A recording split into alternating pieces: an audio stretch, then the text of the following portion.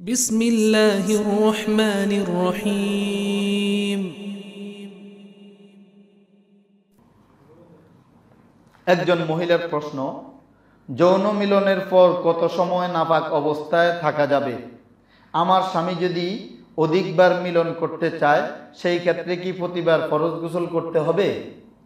একটা কথা মনে রাখবেন, শরীয়তের কোনো মাসআলা জানা লজ্জার বিষয়।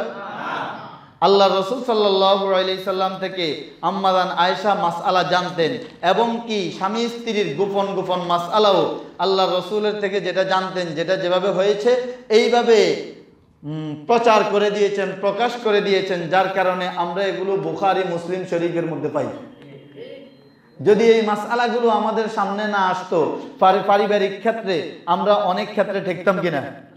ঠেকে যাইতাম। তাহলে শরীয়তের কোনো মাসআলা জানার ক্ষেত্রে লজ্জা নেই, লজ্জা করা যাবে না।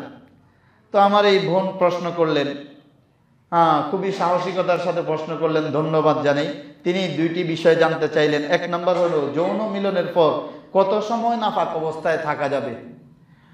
মূলত যৌন মিলনের পর যতটুকু সম্ভব তাড়াতাড়ি গোসল করে পবিত্র হয়ে যাওয়া। এর কয়েকটি কারণ। এক নাম্বার কারণ হলো, নাপাক অবস্থায় বেশি থাকা ঠিক না। এটার কারণ হলো, আমাদের হায়াত মাউতের বিশ্বাস আছে।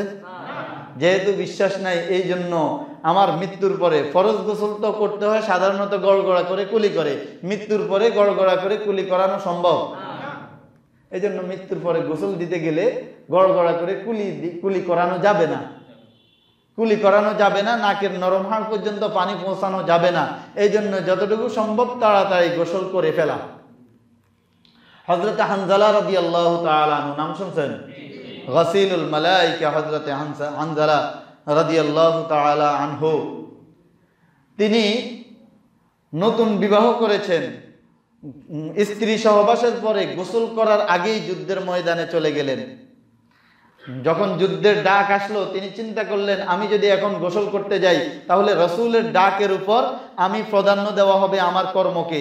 এই জন্য তিনি গোসল বাদ দিয়ে তিনি করলেন কি, যুদ্ধের ময়দানে চলে গেলেন। যুদ্ধের ময়দানে যাওয়ার পরে সেখানে তিনি যুদ্ধের মধ্যে শহীদ হয়ে গেলেন।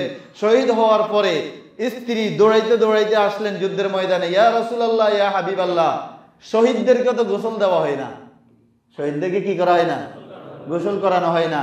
গোসল করানো হয় না কারণ শহীদরা তাদের শরীরের রক্ত মাখা জামা নিয়ে, তাদের শরীরের রক্ত নিয়ে কিয়ামতের ময়দানে আল্লাহর সামনে ওই অবস্থায় উঠবেন। এই জন্য গোসল দেওয়া হয় না। স্ত্রী দৌড়াইতে দৌড়াইতে আসলেন, ইয়া রাসূলুল্লাহ, আমার স্বামীর উপর কিন্তু ফরজ গোসল। গোসল ফরজ ছিল, তাকে গোসল দেয়াইতে হবে। ময়দানে লাশ তালাশ করতেছে, কোথাও লাশ পাচ্ছে না। আল্লাহ রসুল একটু পরে দেখলেন আকাশের মধ্যে হানজালার লাশকে ফেরেশতারা জান্নাতি পানি দিয়ে গোসল করাইয়া ময়দানে লাশটা নিয়ে আসলেন। ওই অবস্থায় এখনো হানজালার মাথা থেকে চুল থেকে ওই পানি এখনো টপ টপ করে পড়তেছে। হানজালা একমাত্র সাহাবী যাকে ফেরেশতারা গোসল দিয়েছেন, যাকে বলা হয় গাসিলুল মালাইকা, ফেরেশতা কর্তৃক গোসল প্রাপ্ত। আল্লাহ তো ফরজ গোসল তাড়াতাড়ি করে ফেলা, এই কারণে যে না জানি আমার হায়াত শেষ হয়ে যায় কিনা। এই জন্য বিলম্ব না করা, ইচ্ছাকৃত অলসতা করে অনেক বিলম্ব না করা। তবে বিলম্ব করলে গুনাহগার হবে এমন না। এই ক্ষেত্রে আরেকটা প্রশ্ন, এই প্রশ্নের সামঞ্জস্যতায়, আমার স্বামী যদি অধিকবার মিলন করতে চায় সেই ক্ষেত্রে কি প্রতিবার ফরজ গোসল করতে হবে? এই ব্যাপারে বুখারী শরীফে আম্মাজান আয়েশা সিদ্দিকা থেকে হাদিস পাওয়া যায়। আম্মাজান আয়েশা বলেন, আল্লাহর রসুল যেই রাত্রে একাধিকবার সহবাস করতেন, সেই ক্ষেত্রে প্রথমবার করার পরে আল্লাহর রসুল অজু করতেন, অজু করে শুইতেন। এরপরে একসাথে ভোর রাতে গোসল করতেন। কথা বোঝা আসছে? অজু করতে গেলে গড়গড়া করে কুলি করে ফেলবে, নাকে পানি দিয়ে ফেলবে। তাহলে যদি ইন্তেকালও হয়ে যায় সেই ক্ষেত্রে গড়গড়া করে কুলি আর নাকে পানি দিতে না পারলেও গোসল হয়ে যাবে। কথা বোঝা আসছে? এই জন্য শরীয়তের মাসআলা হলো, যদি এমন হয় প্রত্যেকবার কিন্তু আলাদা করে গোসল করতে হবে না, একসাথে রাত্রের শেষ ভাগে গোসল করলে চলবে। তবে উত্তম হলো এই অবস্থায় যদি খাবার দাবার গ্রহণ করে বা যদি ঘুমাইতে যায়, তাহলে গড়গড়া করে কুলি করে নাকে পানি দিয়ে অজু করবে, অজু করে ঘুমাবে, অজু করে খাবার দাবার গ্রহণ করবে। বুঝা আসছে? আমরা অনেক সময় মনে করি গোসল ফরজ অবস্থায় খাবার দাবার গ্রহণ করা যায় না। খাবার দাবার গ্রহণ করা যায়, কোনো সমস্যা নাই, খাবার গ্রহণ করা যাবে, খানা খাইতে পারবে। তবে হ্যাঁ, গোসল ফরজ অবস্থায় করা যাবে না হলো মসজিদে প্রবেশ করা যাবে না, কোরআনে কারিম স্পর্শ করা যাবে না, বাইতুল্লাহর তাওয়াফ করা যাবে না, কোরআনে কারিম তিলাওয়াত করা যাবে না। কথা বুঝে আসছে? আচ্ছা, আরেকটি প্রশ্ন,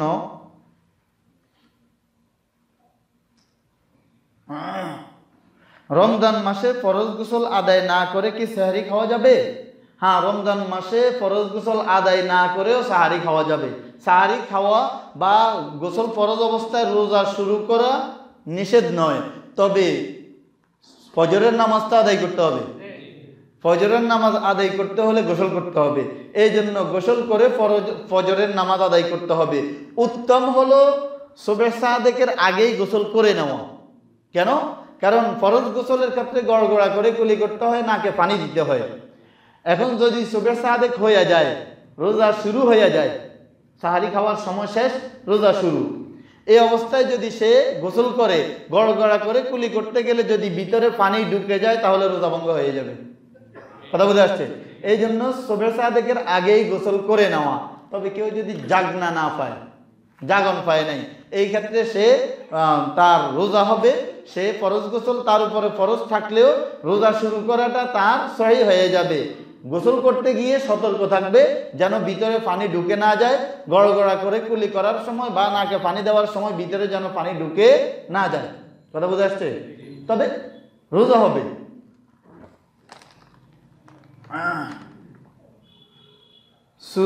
আরেক ভাই প্রশ্ন করলেন, সূরা নিসার 45 নং আয়াতের কোনো আমল আছে কি?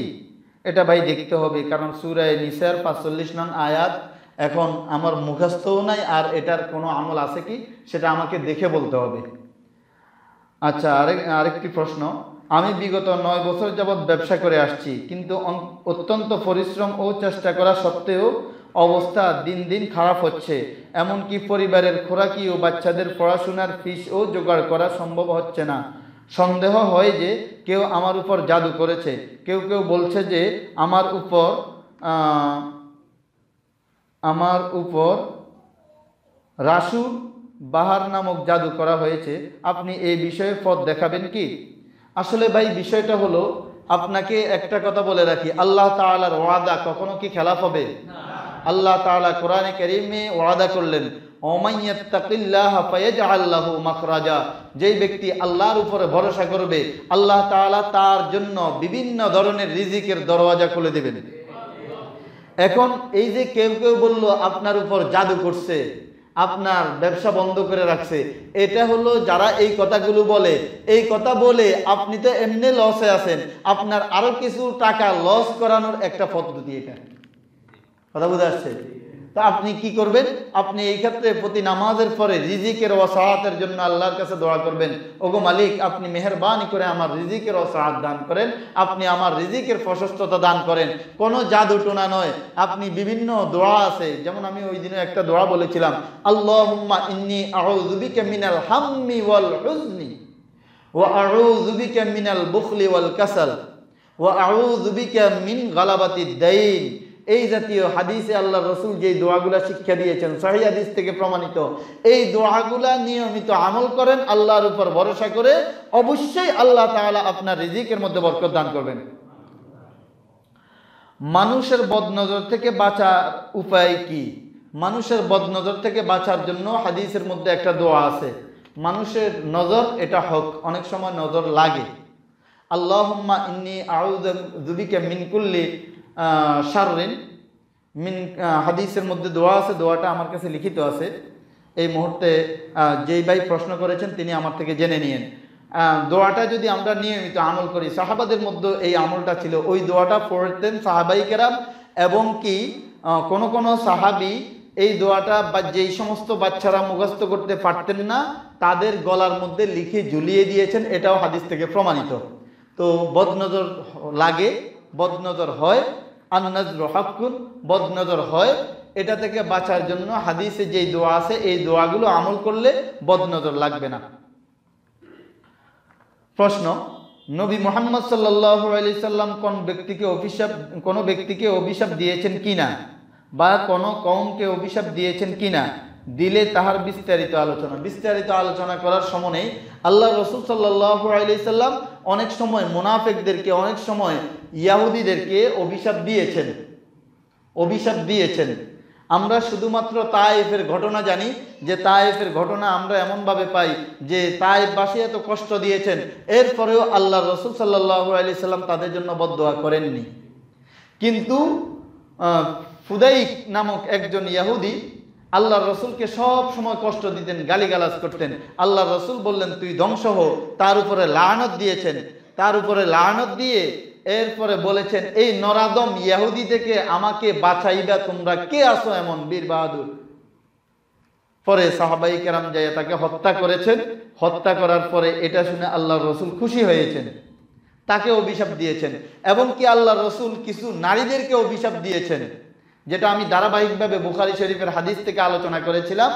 যেই সমস্ত নারীরা পুরুষদের পোশাক গ্রহণ করে, যেই সমস্ত নারীরা ব্রু প্লাগ করে, যেই সমস্ত নারীরা বফ কাটে, যেই সমস্ত নারীরা এই জাতীয় নিজের দাঁতগুলাকে কেটে সরু করে, চিকন করে, এদেরকে আল্লাহ রাসূল লানত দিয়েছেন, অভিশাপ দিয়েছেন। ওই সমস্ত পুরুষদেরকে আল্লাহ রাসূল অভিশাপ দিয়েছেন যেই সমস্ত পুরুষরা পুরুষ হওয়া সত্ত্বেও নারীদের পোশাক গ্রহণ করে, নারীদের চেইন গলায় ব্যবহার করে, নারীদের মতো কান ছিদ্র করে কানের মধ্যে ফাঁসা লাগায়, নারীদের মতো হাতের মধ্যে ব্যাসলাইটের নামক চুড়ি ব্যবহার করে। অর্থাৎ নারীদের সাজসজ্জা গ্রহণ করা যেই সমস্ত পুরুষ গ্রহণ করে তাদেরকে আল্লাহ রাসূল লানত দিয়েছেন, অভিশাপ দিয়েছেন। কথা বোঝা আসছে? জি, আমরা এগুলো থেকে বেঁচে থাকার চেষ্টা করব।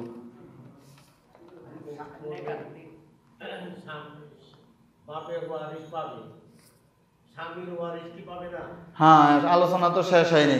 স্বামী ওয়ারিস পাবে কিনা, স্ত্রী পাবে কিনা, সন্তান পাবে কিনা, লম্বা আলোচনা, আরো কয়েক সপ্তাহ লাগবে। সব উত্তর আপনি যা প্রশ্ন করতে পারবেন, সাততারা মসজিদে বসে আপনি ওয়ারিস সংক্রান্ত একটা প্রশ্ন করবেন, আমার মাওলা 1400 বছর আগে জানতেন কিনা? জানতেন। এই জন্য আমার মাওলা কোরআনে কারিমে উত্তর দিয়ে দিয়েছেন, ধারাবাহিকভাবে পাবেন। আরেক ভাই প্রশ্ন করলেন, আসসালামু আলাইকুম রহমতুল্লাহ। ওয়ালাইকুম আসসালাম রহমতুল্লাহ। প্রশ্ন, হিন্দুদের চিতা খোলা আমাদের বসত বাড়ির সাথে তাহারা চিতা হিসেবে ব্যবহার করিয়াছে 48 বছর আগে, বাংলাদেশ স্বাধীনের আগে, দীর্ঘ বছর পড়ে আছে, এখন আমাদের কাছে বিক্রি করতে চায়। তাহলে এখন কি এই জায়গার উপর আরো মাটি ভরাট করিয়া বসত করার ঘর করা যাবে কি না? হ্যাঁ, যাবে, যদি আপনি সহিভাবে ক্রয় করেন, তাদের উপর জুলুম না করে কিনে যদি আপনি সেখানে বসত বাড়ি করতে চান, করতে পারবেন, নিষেধ নয়। আল্লাহ রাব্বুল আলামিন আমাদের সকলের দ্বীনি সমস্ত খিদমাতগুলোকে কবুল করে নিন। আজকে প্রশ্নোত্তর পর্ব এই পর্যন্তই, সংক্ষেপে থাক। Assalamu alaikum wa rahmatullahi wa barakatuh. I hope you enjoyed and benefited from this video. If you did, then please do share it, and don't forget to subscribe to the channel for more amazing content.